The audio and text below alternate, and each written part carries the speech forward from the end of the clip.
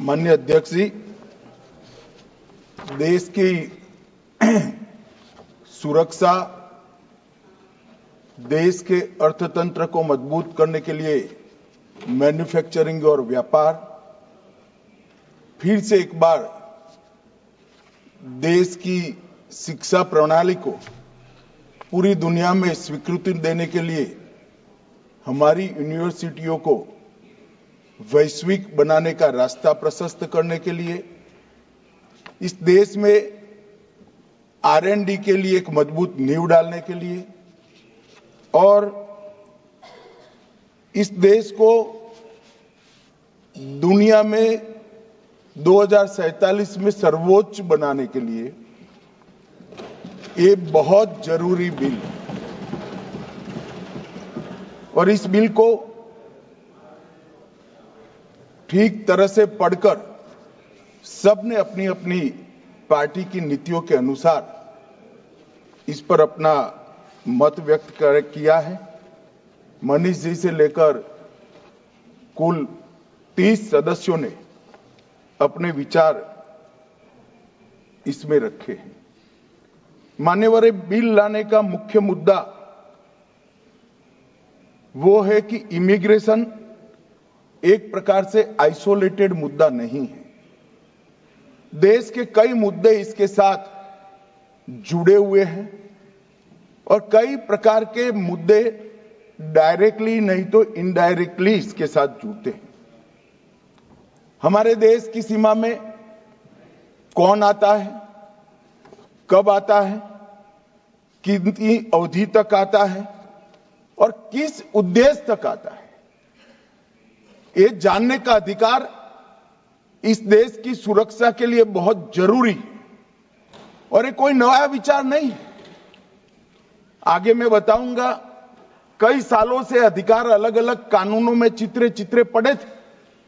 हमने एकत्रित कर यहां लाने का प्रयास किया है और ये विधेयक के पास होने के बाद संपूर्ण व्यवस्थित, एकीकृत और अप टू डेट लेखा जोखा हर भारत में आने वाले विदेशी नागरिक का रखने का काम होगा। ये मैं इस सदन को आश्वासन देना चाहता हूं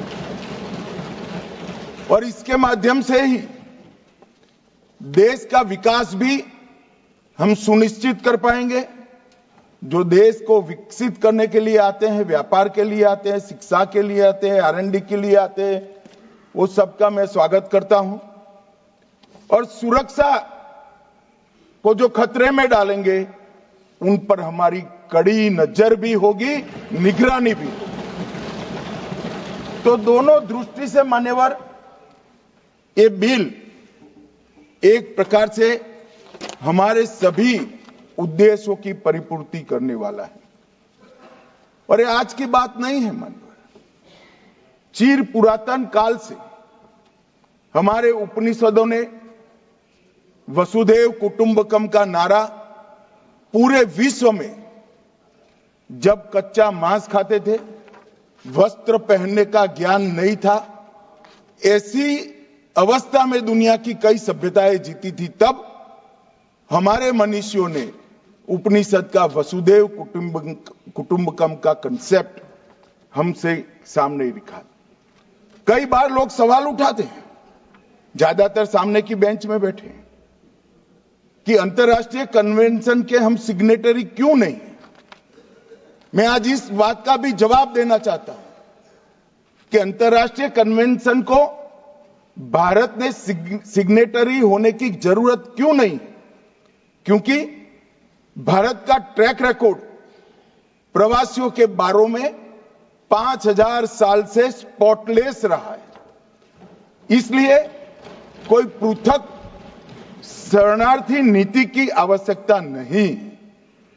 हमारी कई परंपराओं में, कई कानूनों में और कई प्रावधानों में इसका जिक्र किया। ये नीति तो उनको जरूर पड़ती है जो एक प्रकार से भौगोलिक सीमा से देशों की रचना हुई है। मान्यवर, हम तो जियो कल्चर देश है, भू सांस्कृतिक देश है। हम जियोपॉलिटिकल देश नहीं है। हमारी सीमाएं हमारी संस्कृति ने बनाई है और कई देशों तक इसको विस्तृत करने का काम हमारे पुरखों ने किया। और भारत का शरणार्थियों के प्रति एक इतिहास रहा है। पर्सिया से आक्रांताओं ने भगा दिया, पारसी दुनिया में कहीं नहीं गए, भारत में आए और आज सुरक्षित रहे। दुनिया की सबसे माइनॉरिटी अगर कोई विश्व में सम्मान के साथ रहती है कोई देश में, तो मेरे भारत में रहती। इजराइल से भी यहूदी भागे तो भारत में आकर रहे। और अभी मोदी जी के कालखंड में भी आसपास के देशों से 6 प्रताड़ित समुदायों के नागरिक को भी सीएए के कर शरण देने का काम भारतीय जनता पार्टी। भारत ने सदा ही मानवता के प्रति अपने कर्तव्यों का निर्वहन किया है। इसमें हमें कभी कोई कानून की जरूरत नहीं पड़ी। हमारी ये परंपरा है, संस्कृति, इन्होंने ही हमें वसुधैव कुटुंबकम का मंत्र भी सिखाया, संस्कार भी दिया। और मान्यवर, दुनिया भर में सभी देशों में भारत से बाहर गए हुए प्रवासी और भारत से आए हुए प्रवासी, इनके दुनिया को समृद्ध करने के जो कंट्रीब्यूशन करने का जो रिकॉर्ड है, शायद ही कोई देश का होगा। मान्यवर, हेन सांग आए, हर्षवर्धन के शासनकाल में आए, बौद्ध धर्म और भारतीय संस्कृति का अभ्यास कर चीन तक ले गए। मार्को पोलो आए 13वीं शताब्दी में, व्यापार और संस्कृति का अध्ययन कर पूरे यूरोप को समृद्ध करने का काम किया। इब्न बतूता आए 14वीं शताब्दी में, दिल्ली के न्यायाधीश बने। निकोले दे कॉन्टी आए, जिन्होंने 15वीं शताब्दी में विजयनगर साम्राज्य का अध्ययन किया और विजयनगर साम्राज्य की भव्यता को दुनिया भर में पहुंचाने का काम किया। अब्दुल रजाक आए 15वीं शताब्दी ने, कालीकट की भव्यता का और समृद्धि का वर्णन किया। अथानासी यस आए, इन्होंने 15वीं शताब्दी में हमारी सामाजिक प्रथाओं की उच्चता को दुनिया में प्रस्थापित किया। डुआर्टे बारबोसा आए, भारतीय समाज की जाति व्यवस्था का 15वीं और 16वीं शताब्दी में आकलन कर वो समाज को कैसे ताकत देती है, इसका पूरी दुनिया को परिचय कराया। और फ्रांसवा बर्नियर आए 17वीं शताब्दी में, जिन्होंने मुगल साम्राज्य का वर्णन कर पूरी दुनिया में ये संदेश दिया। इसी प्रकार से भारत से गए हुए प्रवासियों ने भी दुनिया भर को समृद्ध करने का काम किया है। बुद्ध घोष यहां से चीन गए और पाली ग्रंथों का अनुवाद किया, थोरवाद बौद्ध धर्म का प्रचार किया, बोधि धर्म, भिक्षु मार्शल आर्ट, इसका पूरे चीन में प्रसार किया। और शाओलिन कुंग-फू का मूल व्यक्ति हमारे तमिलनाडु का बोधि धर्म है। मान्यवर, महात्मा गांधी गए, एक प्रवासी बनकर ही गए अफ्रीका में, और पूरे देश जो संदेश लेकर पूरे देश का गए, दुनिया भर में कहा जाता था कि जिस साम्राज्य का कभी सूर्य अस्त नहीं होता था, वो साम्राज्य को अफ्रीका की धरती पर घुटने टेकाने का काम महात्मा गांधी ने किया। लाला हरदयाल गए, गदर पार्टी की स्थापना करी। वीएस नायपॉल गए, नोबेल पुरस्कार जीता। डॉक्टर द्वारकानाथ कोटनीस गए, चीन के युद्ध के दौरान चिकित्सा के लिए महान काम किए। और हमारे यहां से सुंदर पिचाई, सत्य नडेला, ऋषि सुनक, कमला Harris, doctor Hargovind Khurana, Kalpana Chawla, Sunita William, Zubin Mehta, ढेर सारे लोगों ने प्रवासी के रूप में जाकर वहीं की संस्कृति में रच बसकर दुनिया के अनेक फील्ड के अंदर भारत के समृद्ध विरासत को पहुंचाने का काम। आज दुनिया भर के देशों में बौद्ध धर्म है तो भारत के गए हुए प्रवासियों की ही कारण। सम्राट अशोक के पुत्र महेंद्र और पुत्री संघमित्रा जब लंका गए, वहां पर उन्होंने बौद्ध धर्म का प्रचार किया और आज हमारे सांस्कृतिक रिश्ते लंका के साथ इसीलिए है। और हमारा डायस्पोरा मान्यवर 146 देशों में फैला हुआ है। विश्व का सबसे बड़ा डायस्पोरा है तो भारत में है। और दादा कहते थे, जो देश समृद्ध होता है उसकी ओर दुनिया भर से लोग आते हैं, गरीबी की ओर से समृद्धि की ओर। दादा, ये सारे लोग जब यहां से गए तब भारत पूरे विश्व की जीडीपी पर 60% का कब्जा रखता था, तब गए। प्रवासियों के भ्रमण को देशों के आर्थिक मजबूती के साथ लेना देना नहीं है। वो कंट्रीब्यूट करना चाहते हैं पूरे विश्व की संस्कृति को, पूरे विश्व की शिक्षा को, पूरे विश्व के विज्ञान को, और इसलिए गए हैं। और आज लगभग 1,72,00,000 हमारे एनआरआई हैं।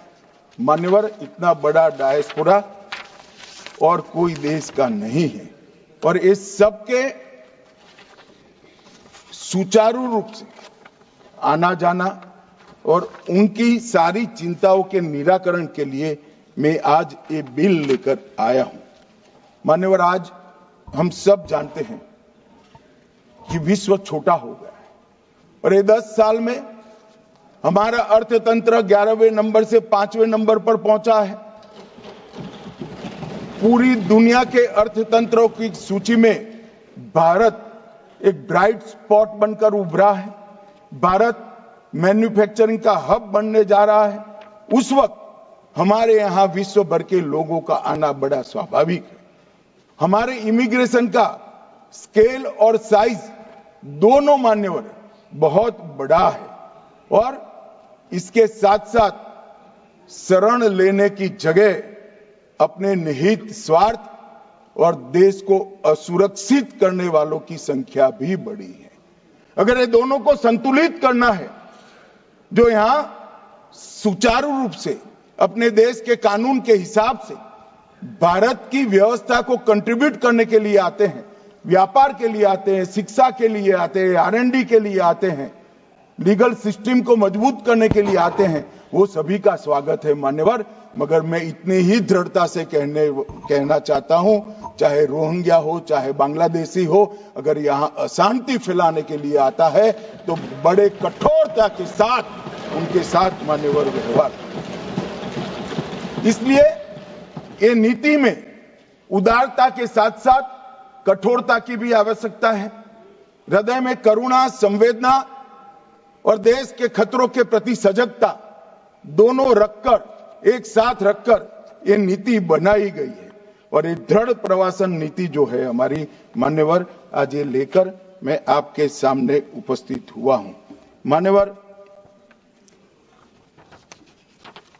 हम सब जानते हैं नरेंद्र मोदी जी के 2 बड़े संकल्प हैं, जो केवल भारतीय जनता पार्टी के नहीं, केवल एनडीए के नहीं, देश की 130 करोड़ की जनता के संकल्प बने हैं।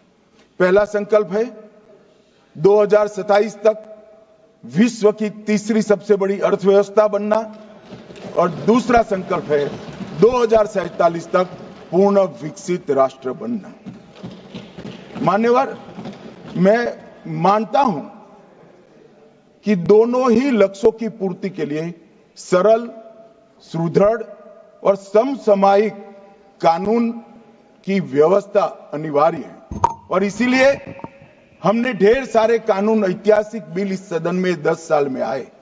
3 नए आपराधिक कानूनों को इस सदन ने पारित किया, सीए के कानून को पारित किया, 39,000 कॉम्प्लायंस को खत्म कर ईज ऑफ डूइंग बिजनेस की वृद्धि के कानून को हमने पारित किया, आईबीसी के कोड 2016 बैंक मर्जर, उसके माध्यम से एनपीए को समाप्त करा। 2017 में पूरे देश के, इतने बड़े देश के 32 बिक्री करों को समाहित कर एक जीएसटी को रोल आउट करने में हमारी सरकार को मान्यवर सफलता मिली। यूएपीए कानून और एनआईए एक्ट में संशोधन किया और मान्यवर जो हमारे संविधान निर्माताओं का स्वप्न था, इस देश में एक विधान, एक निशान और एक प्रधान हो, धारा 70 को भी इसी सदन ने निरस्त करने का काम।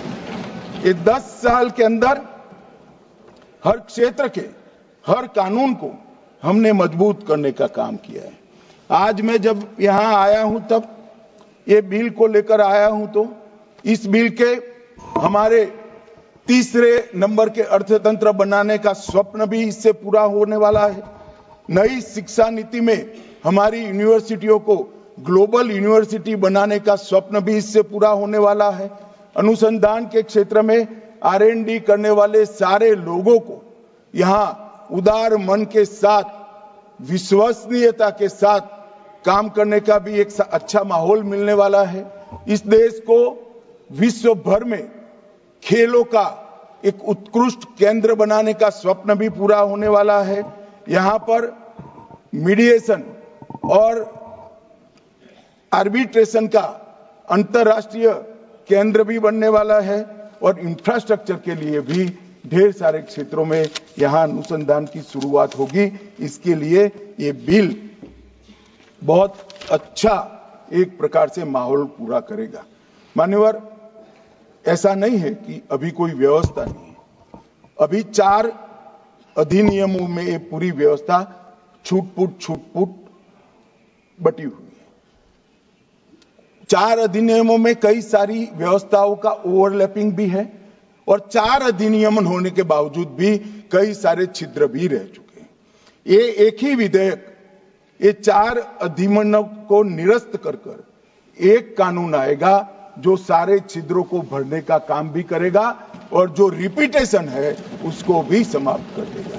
और हमारा जो लक्ष्य है 2047 तक विकसित भारत बनाने का लक्ष्य, दुनिया में हर क्षेत्र में सर्वप्रथम बनने का लक्ष्य, वो लक्ष्य की पूर्ति में ये आगे जाएगा।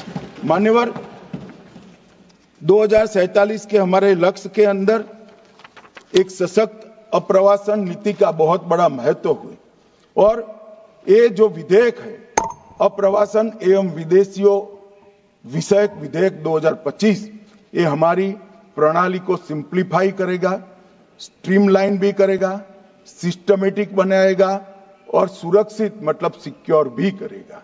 इसके साथ साथ ये ट्रांसपेरेंट भी बनेगा, ट्रैक ड्रिवन भी बनेगा, टाइम बाउंड भी बनेगा और विश्वसनीय ट्रस्टवर्दी भी बनेगा। ये सारे तत्वों का 3 साल के गहन विचार के बाद गृह मंत्रालय में विधेयक को डिजाइन किया गया है। मान्यवर, इसको फौरी तौर से राजनीतिक कारणों से विरोध नहीं करना चाहिए। मान्यवर, इसमें भारत में आने वाले यात्रियों का डेटाबेस तो ऑटोमेटिक बन ही जाएगा। भारत के टूरिज्म पोटेंशियल और टूरिज्म के क्षेत्र की बहुत बड़ी वृद्धि होगी। अनेक तरह के टूरिज्म जैसे medical tourism, eco tourism, heritage tourism, business tourism, hospitality sector और ग्लोबल ब्रांडिंग भारत की बढ़ाने में ये बिल बहुत महत्वपूर्ण भूमिका निभाएगा, इसका मुझे विश्वास है। निवेश और रोजगार के क्षेत्र में भी इससे बहुत फायदा होगा, जीडीपी को बढ़ाने में भी बहुत फायदा होगा और मान्यवर, आजादी के 75 साल के बाद आज भारत का सॉफ्ट पावर पूरी दुनिया में डंका बजाने का काम किया है, वो गति और भी तेज हो।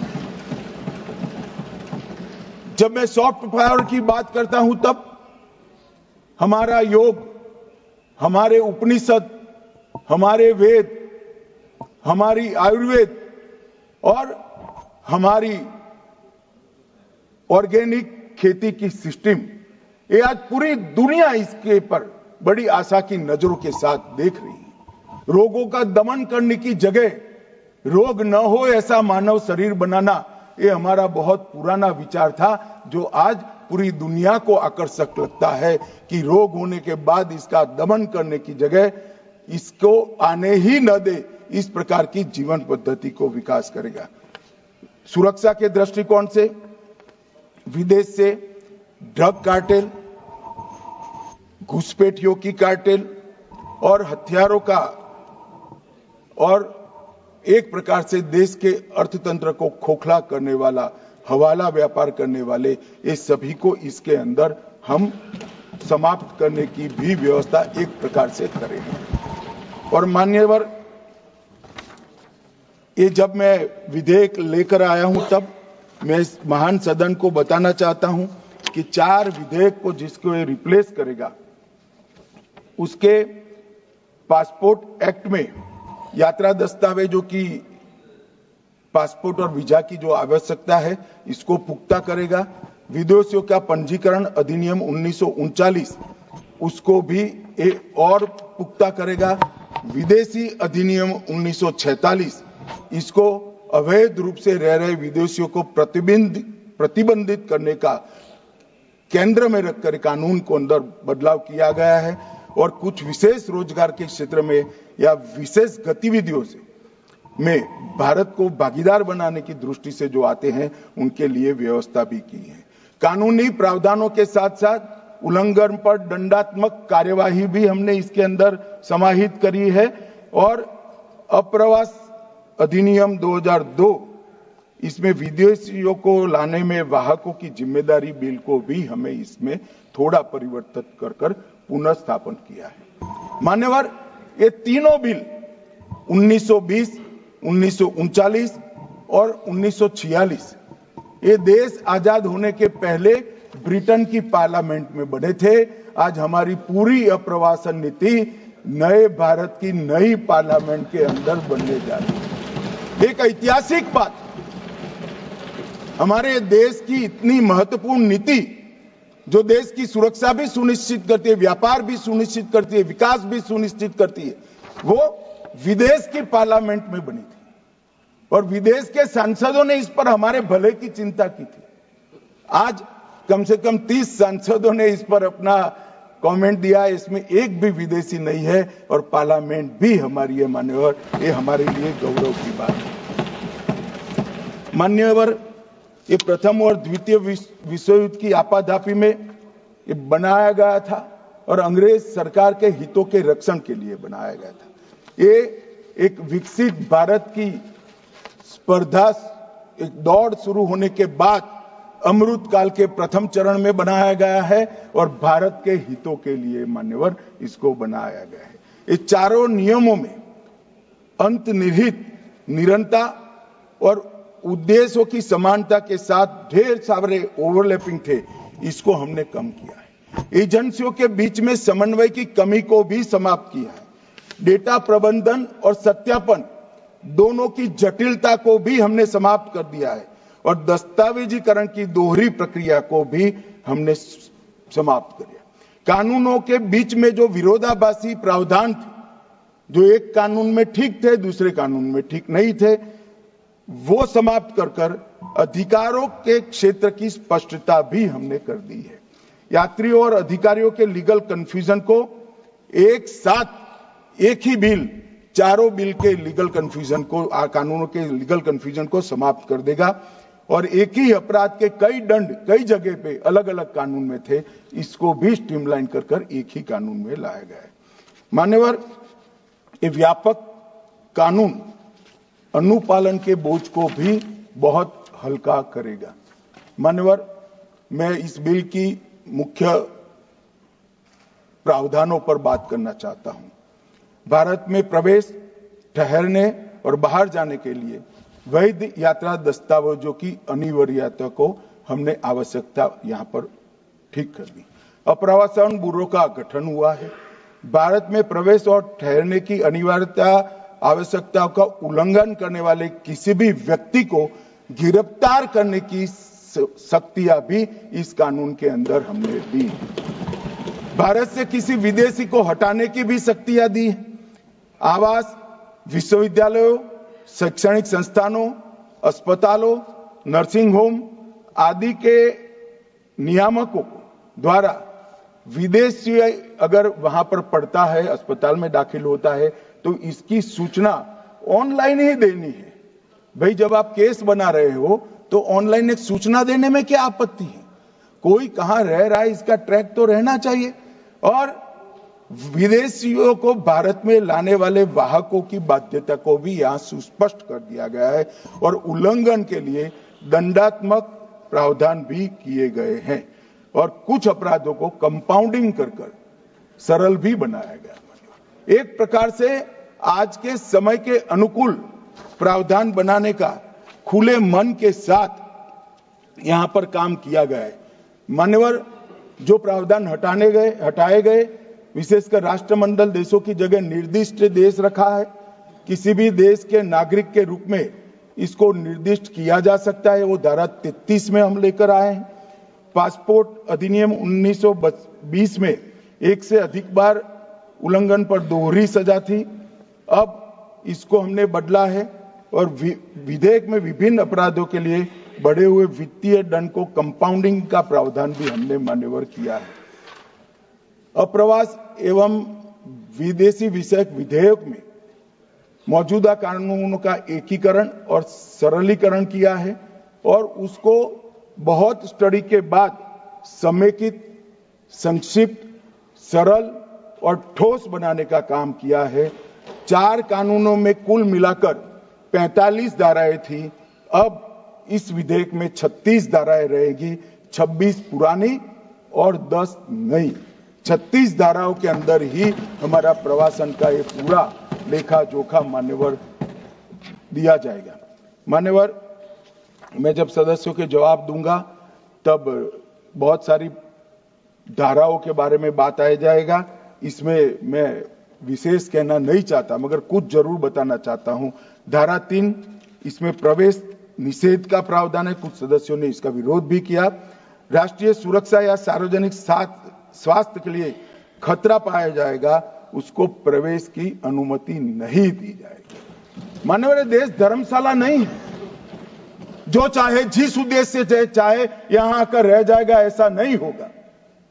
कानूनी तरीके से देश के अंदर अपने देश को और हमारे देश को समृद्ध करने कोई आता है तो इसका स्वागत है, मगर सुरक्षा के लिए खतरा है, उसको रोकने का प्रावधान करने का हमारी संसद का अधिकार भी। मान्यवर, इसके साथ अब तक जो काली सूची एजेंसियां बनाती थी, इसकी कानूनी वैधता कुछ नहीं थी। अब ये ब्लैक लिस्ट को वैधानिक समर्थन देने का यहां पर काम हुआ है। मान्यवर, धारा 4, केंद्र सरकार भारत में प्रवेश के निर्दिष्ट बिंदुओं या बंदरगाहों को अधिसूचित कर सकती है। मान्यवर, किसी भी विदेश के नागरिक को भारत में आना है तो कौन से मार्ग से आना है वो तो तय करना पड़ेगा। हम इसको नोटिफाइड करेंगे। इतनी बड़ी लंबी समुद्री और भू सीमा के अंदर कोई कहीं से भी आ जाएगा, रोकने का कोई प्रावधान नहीं था, क्योंकि कुछ लोग मानते हैं कि रोकने की जरूरत ही नहीं है। मगर देश ऐसे नहीं चल सकते। देश की सुरक्षा का खतरा है, देश के अर्थतंत्र को नुकसान करने वालों से भी देश के खतरा है और ड्रग्स और हथियार लेकर आने वालों को भी रोकना पड़ेगा। तो जो निर्दिष्ट किए बिंदुओं के बंदरगाह और विमानगाहों के अलावे कहीं से भी आएगा तो उसको, चाहे भूमि सीमा हो, दरियाई सीमा हो या वायु सीमा, वो अधिसूचना के बगैर आएगा तो वो गैर कानूनी माना जाएगा। ब्यूरो ऑफ इमिग्रेशन, उसकी व्याख्या धारा 5 में की है। धारा 6 में विदेशियों के पंजीकरण की बात की गई है। धारा 9 में विश्वविद्यालयों, शैक्षणिक संस्थाएं और हॉस्पिटलों का जिम्मेदारी धारा 9 और 10 में तय की है। धारा 11 में संरक्षित या प्रतिबंधित क्षेत्र के निषिद्ध स्थानों का दौरा भी रोका गया है। अभी कोई सदस्य कह रहे थे उसको क्यों रोकना चाहिए। हमारी सीमा पर कुछ संवेदनशील स्थान है, वो दुनिया भर के लिए खुले नहीं छोड़ सकते। हमारी सेना के इंस्टॉलेशन है, वो दुनिया भर के लिए खुले नहीं छोड़ सकते हैं। और ये आज का नहीं है, जब आप सरकार में थे तब का है, मगर वो गैर कानूनी तरीके से होता था। अब हमने उसको कानूनी बनाया है क्योंकि हम में हिम्मत है रोकने की। मान्यवर, धारा 18 जुर्माने का भुगतान करने के लिए वाहक का दायित्व तय किया है। 25 में अपराधों का कंपाउंडिंग किया है और धारा 23 और 24 इस अधिनियम के अन्य उपबंधों के लिए उल्लंघन के लिए जुर्माना और जेल की व्यवस्था इसके अंदर मान्यवर की गई है। धारा 30 में नियम बनाने की शक्ति भारत सरकार को दी है। धारा 15 राष्ट्रीयता का निर्धारण, ये शीर्षक हटाने का काम हमने किया है। धारा 7 बायोमेट्रिक जानकारी लेने को कानूनी बनाया गया है और एक प्रकार से पूरी व्यवस्था को वैज्ञानिक तरीके से एक कानून में बांधने का काम किया है। मान्यवर, वीजा की प्रक्रिया बहुत पुरानी है और ये हम जो सुधार लेकर आए हैं वो कोई नए नहीं है। 2010 में 5 देशों के नागरिकों को पर्यटन वीजा ऑनलाइन देने की शुरुआत हुई। 2010 से 14 के बीच में 7 देशों को बढ़ाया गया और अब ये सुविधा 169 देशों तक हमने की दी है कि आप आइए, आपका स्वागत है, आप टूरिज्म बढ़ाइए। मगर रजिस्ट्रेशन तो करना पड़ेगा ना कि वो विदेश से इस देश में इतने समय के लिए आए। कोई हमेशा के लिए नहीं रह सकता, इस देश का नागरिक नहीं बन सकता है, इसको रोकना पड़ेगा। आपके समय में सिर्फ 10 देशों तक था, उसको हमने 169 देशों तक पहुंचाने का था। मान्यवर, 31 नामित अंतर्राष्ट्रीय हवाई अड्डे और 6 प्रमुख बंदरगाहों अराइवल ऑन वीजा देने का काम हमने किया है और 2023 में आयुष वीजा की नई श्रेणी भी शुरू की है। अब ई वीजा की सुविधा 9 उप श्रेणियों के लिए की जाएगी। ई पर्यटन वीजा, ई व्यापार वीजा, ई चिकित्सा वीजा, ई चिकित्सा परिचारक वीजा, ई आयुष वीजा, ई परिचारक वीजा, ई छात्र वीजा और ई छात्र आश्रित वीजा। ये सारी श्रेणियों में ई वीजा का प्रोविजन कर विदेशियों को आने में हमने सरलता की है। जो लोग कहते हैं कि रोकना चाहते हैं, हम रोकना इसी को चाहते हैं जिनके उद्देश्य ठीक नहीं है। ये कहते हैं कौन तय करेगा, तो जो सरकार होगी ये तय करेगा। हमारी सरकार है तो हम तय करेंगे। कौन तय करेगा का क्या मतलब? भारत सरकार तय करेगी। कौन कर सकता है? कोई विदेश की सरकार करेगी? क्या विचार है? कौन तय करेगा? भारत सरकार तय करेगी, क्योंकि हम भारत सरकार में है तो हम तय करेंगे। मान्यवर, आयुष वीजा, इसकी श्रेणियों की भी संख्या बढ़ाई है और अवैध प्रवासी और ओवरस्टे की निगरानी के लिए अप्रवास वीजा और विदेशी पंजीकरण के ट्रैकिंग की एक सिस्टम IVFRT, इसको भी अब कानूनी आधार देने का काम किया है। मान्यवर, सभी अप्रवासन पोस्ट पर भारतीय मिशन FRRO और FRO, इसको एंड टू एंड एकीकृत सिस्टम से जोड़ने का काम हमने पूरा कर दिया है।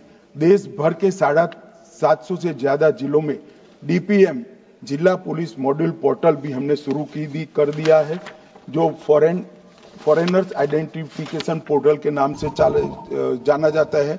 और हमने कई प्रकार की अप्रवासन चौकियों का आधुनिकीकरण के लिए भी योजनाएं लाए हैं।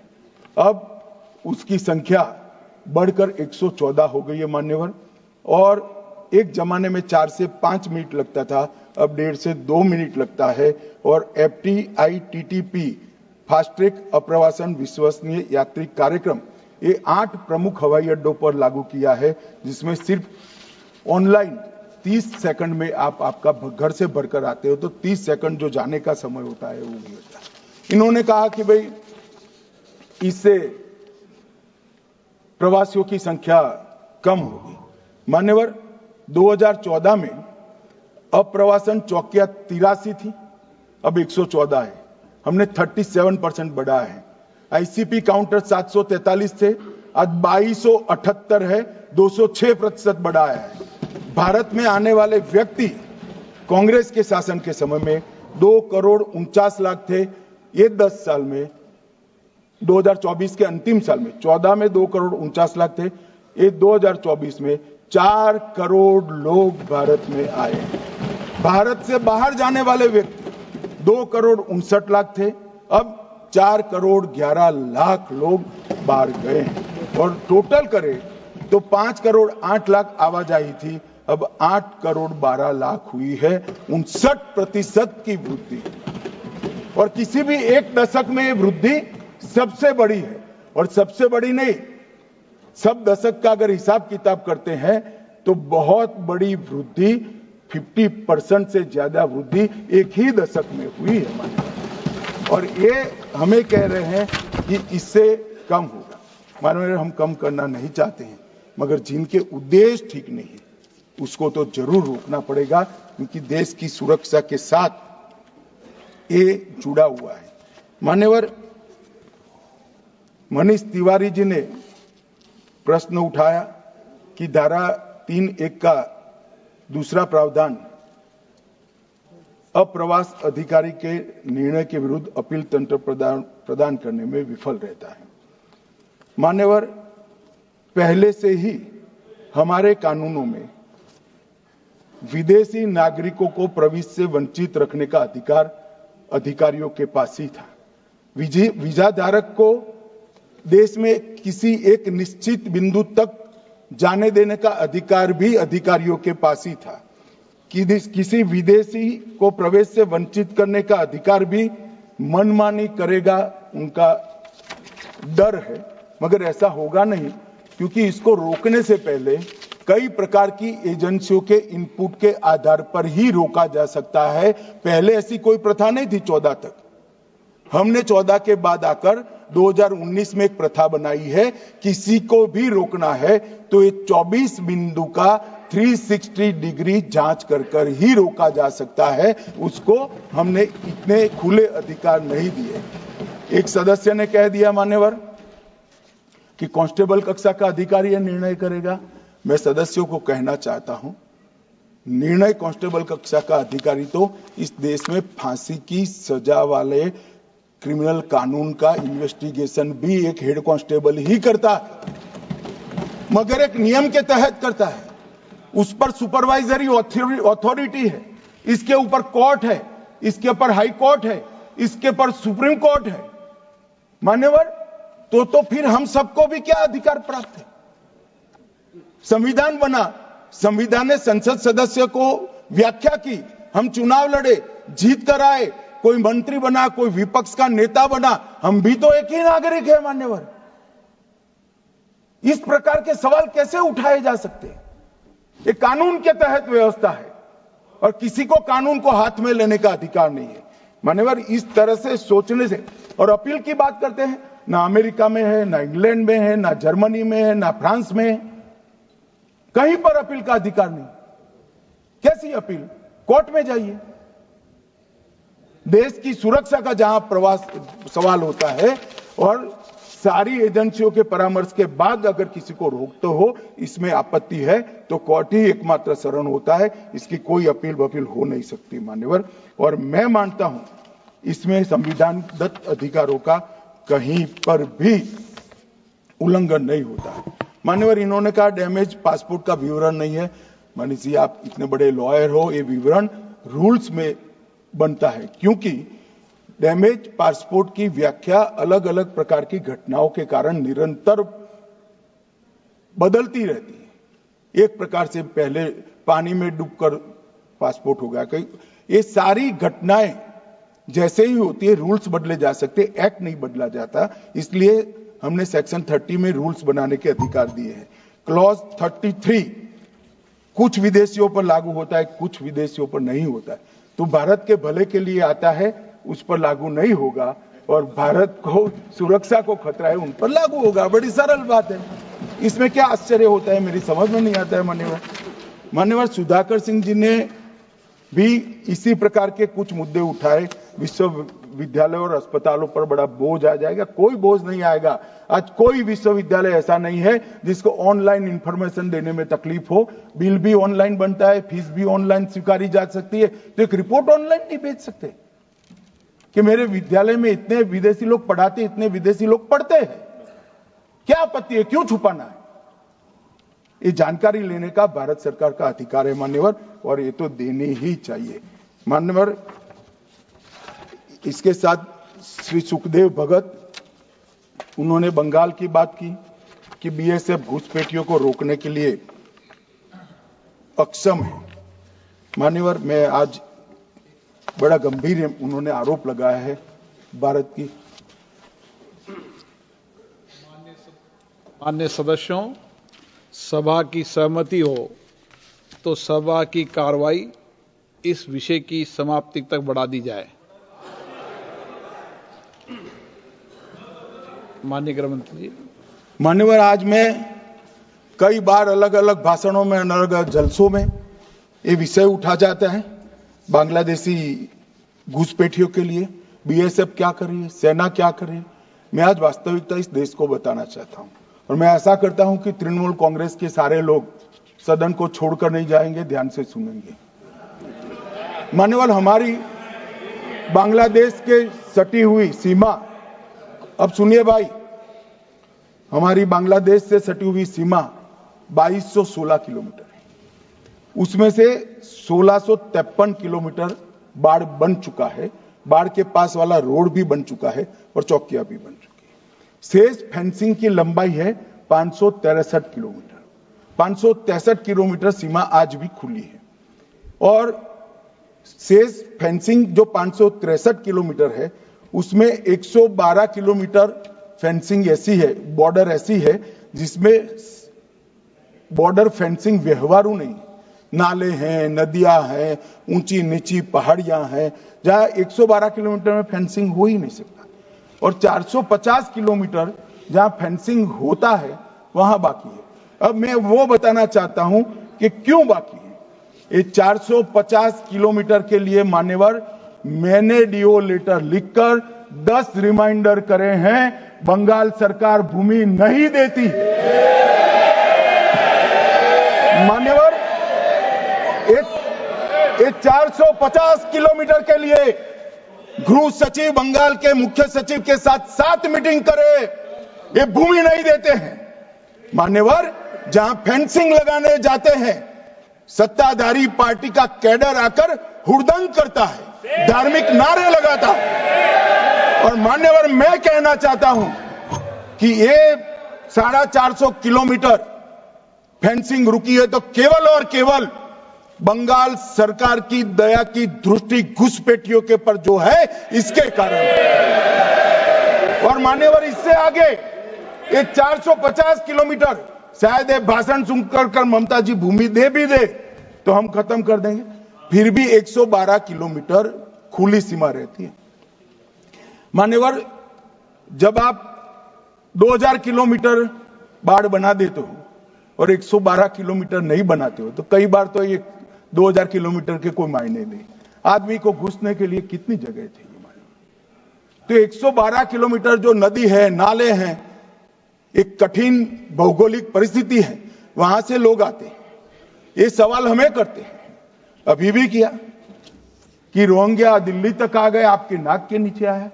मान्यवर, ये बांग्लादेशी घुसपैठिए हो या रोहिंग्याज हो जो घुस कर आते हैं, पहले असम से भी आते थे जब कांग्रेस की सरकार, अब बंगाल से आते हैं टीएमसी की सरकार, घुस कर आते हैं। इनको आधार कार्ड दादा कौन देता है? नागरिक कहां के बने हैं? कहां के बने हैं? जितने बांग्लादेशी पकड़े गए 24 परगना जिले का आधार कार्ड और नागरिकता है मान्यवर।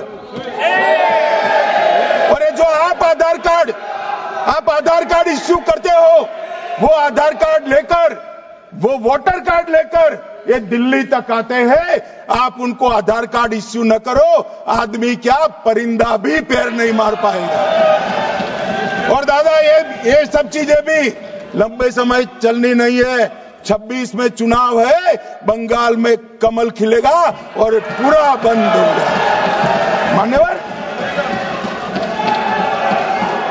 मुझे भी मान्यवर, मैं आज कहना चाहता हूं, दिल्ली के चुनाव से मैं मौन रहा कि देश का सुरक्षा का प्रश्न है, तू मैं नहीं करना चाहिएगा। आज मौका भी है, दस्तूर भी है।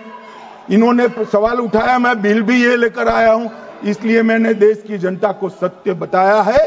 ये 450 किलोमीटर जो आपकी कृपा से खुली रही है, वहीं से घुसपैठ है, वहीं नागरिक बनते हैं, वहीं आधार कार्ड बनाया जाता है और देश भर में फैल जाते हैं। मान्यवर,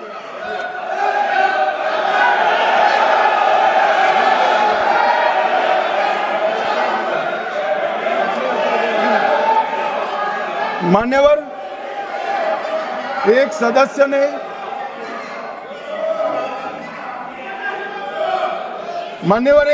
ने मुद्दा उठाया कि पासपोर्ट रैंकिंग में 50वां नंबर है।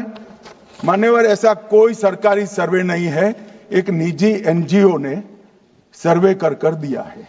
अब मुझे ये समझ में नहीं आता, इंडी अलायंस के नेता जब से राहुल गांधी बने हैं, सरकार के अधिकृत डेटा की जगह वो एनजीओ का ही डेटा खंगालते हैं। कई बार तो भाषण भी एनजीओ का दिया हुआ करते थे मान्यवर, और कई बार छापा बगैर का संविधान भी लहरा देते हैं। मुझे मालूम नहीं है क्या हुआ है इस देश को। कनिमोझी जी ने कहा कि इतने सारे तमिल शरणार्थी आए हैं, इसके लिए भारत सरकार की नीति क्या है। बहुत अच्छा मुद्दा। मान्यवर, मेरा भी वो शरणार्थियों के लिए दिल इतना भी दुखता है जितना कनिमोझी का दुख। मगर उन्होंने कहा आपकी नीति क्या है। मैं नीति बताता हूं। 1986 से जो भारत सरकार का नीति है, और जब आप 10 साल यूपीए सरकार में थे, तब जो आपका नीति था वही हमारा नीति है। ये तो 74 से आए, अब 10 साल था, दयानिधि जी भी मंत्री थे, बालू जी भी मंत्री थे, कुछ नहीं किया। और हमें सवाल कर रहे हैं कि आपने क्या किया। भला आपने कर दिया होता तो हमारे लिए तो बारी ही नहीं आती। मान्यवर, तमिल शरणार्थियों की नीति में हमने फुल स्टॉप कॉमा का बदलाव नहीं किया है। जिस सरकार में डीएम के हिस्सेदार थी, वही नीति को हमने जस का तस अपनाने का काम किया है। अगर कुछ बदलाव करना है तो मुझे देखना, हम सोचेंगे। मान्यवर,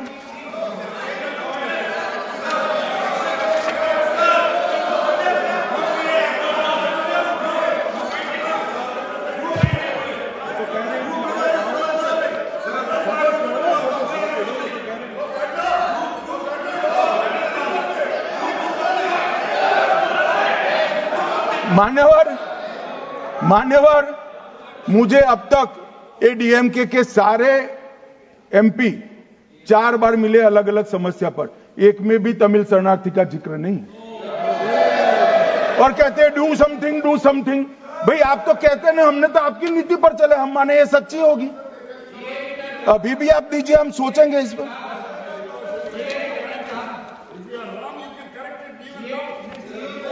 मगर आपने रॉन्ग किया है, एक्सेप्ट करते हो ना। आपने रॉन्ग किया, वो तो स्वीकार कर लिया, चलो अच्छी बात है। मान्यवर, एक सीएए का जिक्र है। मैं इसमें कोई राजनीतिक टिप्पणियां करना नहीं चाहता। मैं इतना कहना चाहता हूं कि आजादी के वक्त जब आनन फानन में देश का विभाजन किया गया और दोनों ओर भयंकर खूनामार की हुई, हजारों बौद्ध, हिंदू, सिख लोग ट्रेन भरकर काट दिए गए मान्यवर, तब हमारे देश के नेता गांधी जी, नेहरू जी, सरदार पटेल सबने अपील कहा था कि वहां रह जाइए, अभी स्थिति ठीक नहीं है, बाद में भारत में आपका स्वागत है, आओगे तो अब भारत के ही माने जाओगे। मान्यवर, वो लोग वहां अपने धर्म को बचाने के लिए, परिवार को बचाने के लिए, महिलाओं की परिवार की महिलाओं के सम्मान को बचाने के लिए भारत में आए। आने की व्यवस्था नहीं थी, कोई पॉलिसी नहीं थी, कांग्रेस की सरकारें बना करती थी। मान्यवर, कांग्रेस वादा भूल गई, वो घुसपैठ कर आए, सो कॉल्ड घुसपैठ। मगर मैं इसको घुसपैठ नहीं मानता, ये रियल शरणार्थी है मान्यवर, रियल, जो अपना धर्म बचाने के लिए, अपने परिवार को बचाने के लिए यहां आए हैं, वो शरणार्थी है मान्यवर। और इसलिए हम सीए लेने के लिए लेकर आए हैं मान्यवर। इसमें कोई भेदभाव नहीं, हिंदू, बौद्ध, सिख, पारसी, क्रिश्चियन, कोई भी जैन, कोई भी व्यक्ति आए, इसका भारत में स्वागत है। माननीय, हमने कोई भेदभाव नहीं किया है, मगर जो घुसपैठ करने के लिए आते हैं, उनको जरूर हम रोकेंगे। माननीय, नागरिकता इनको ही प्रदान होगी जिन पर अत्याचार हो, जो विभाजन की विभीषिका को झेलें, जिनके परिवारों पर अत्याचार, उन्हीं को हम नागरिकता देंगे। मान्यवर, ये पूरे विधेयक को 4 कानूनों को समाप्त कर इसको रिप्लेस करने के लिए लाए हैं। मान्यवर, ये चारों कानूनों में जितनी भी क्षतियां थी, लूफोल्स थे, उसको भरने का भी काम किया है, ओवरलैपिंग को हटाने का भी काम किया है। और आज के समय में भारत के अर्थतंत्र, भारत की शिक्षा, भारत की चिकित्सा पद्धति, भारत के अनुसंधान, भारत की लीगल सिस्टम, इस सब को मजबूत करने के लिए जो अंतर्राष्ट्रीय सहयोग भी चाहिए और दुनिया को भी हमने सहयोग करना है। दोनों चीजों को देखकर, परंतु उसमें सबसे पहले देश की सुरक्षा की चिंता कर ये विधेयक लेकर मैं आपके सामने आया हूं। मान्यवर, मैं आपके माध्यम से सदन के सभी सदस्यों को निवेदन करना चाहता हूं, इसको पारित करें।